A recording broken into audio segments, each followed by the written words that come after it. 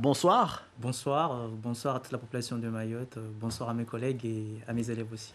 Alors, à la quête de l'Eldorado, un livre sorti en novembre 2021 en Exactement. France métropolitaine qui met en lumière la terrible désillusion de ceux qui pensent que ailleurs, c'est forcément meilleur que chez eux, alors que finalement, une fois sur place, l'Eldorado est loin, très loin d'être le cas.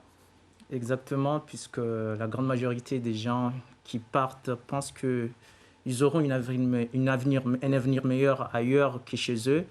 C'est l'histoire de deux jeunes qui vivent avec leur mère, qui doit se détacher de leur mère parce que leur mère devient vieillissante et qu'elle n'a plus la force de nourrir ses enfants, ses quatre enfants. Donc, ils ont grandi avec leur maman, mais ils n'ont jamais connu leur père. Leur père est devenu une sorte d'inconnu. Et un jour, ils reçoivent une lettre comme quoi la maman devrait envoyer les deux plus grands pour qu'ils puissent avoir une bonne éducation et s'en sortir dans la vie. En arrivant sur les territoires, ils constatent que la réalité est toute autre et le rêve s'estompe et doivent se battre continuellement, quotidiennement, pour pouvoir arriver, puisque l'amour qu'ils espéraient, cet amour paternel, n'existe pas. Ils n'ont jamais eu l'amour paternel dans leur enfance et en grandissant aussi, ils constatent aussi que cet amour n'a jamais existé.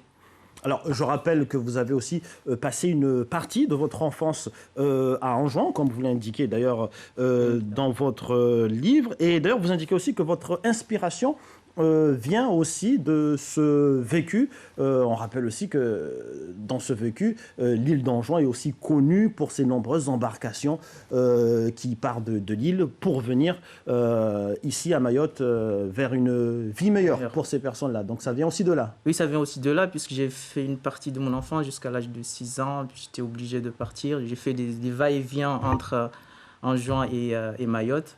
Donc l'inspiration est venue du fait que je faisais des va-et-vient entre les deux îles.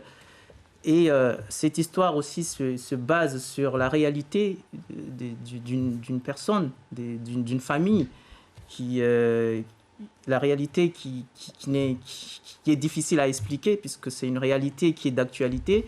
Et ce parcours s'émet d'embûches des deux jeunes qui doivent se battre quotidiennement.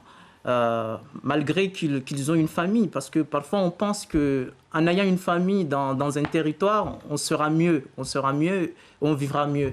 Mais parfois, la famille se casse ou se déconnecte de notre existence.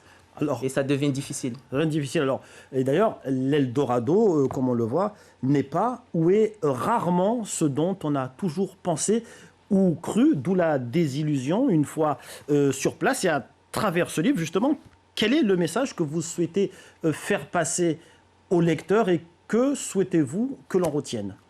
Je disais au lecteur, j'aimerais dire au lecteur que même chez nous, même chez quelqu'un d'autre, ça veut dire que si on a un projet de vie, que ce soit ailleurs ou que ce soit chez soi, on peut toujours le réaliser. Pas forcément de vendre ses lopins de terre, de vendre ses biens matériels ou de s'endetter auprès de la famille, auprès des amis pour faire la traversée et arriver dans un territoire qu'on ne connaît pas et recommencer à zéro. Parfois, c'est très difficile de recommencer à zéro en sachant qu'on n'a personne à côté. Donc, pour pouvoir s'en sortir, il faut se battre avec les armes. Les armes, c'est l'éducation, c'est la formation, c'est les diplômes. Puisque quand on part ailleurs et qu'on n'a pas de formation, on n'a pas d'éducation et on n'a pas de qualification, c'est difficile de réussir sa vie. Alors, dernier point, vous avez 4 romans qui vont sortir dans les prochaines semaines. Un mot rapidement sur ces romans. Il y a 4 romans qui vont sortir prochainement. La suite, puisque là, ce roman qui est sorti, je l'ai fait en 3 tomes, puisque à la quête de l'Eldorado. Il y aura un autre qui va sortir qui s'intitule Des aventures à l'amour jusqu'à la déception, l'interminable quête. Il y aura aussi d'autres romans, tome 1 et tome 2, qui s'intitulent l'interminable lutte.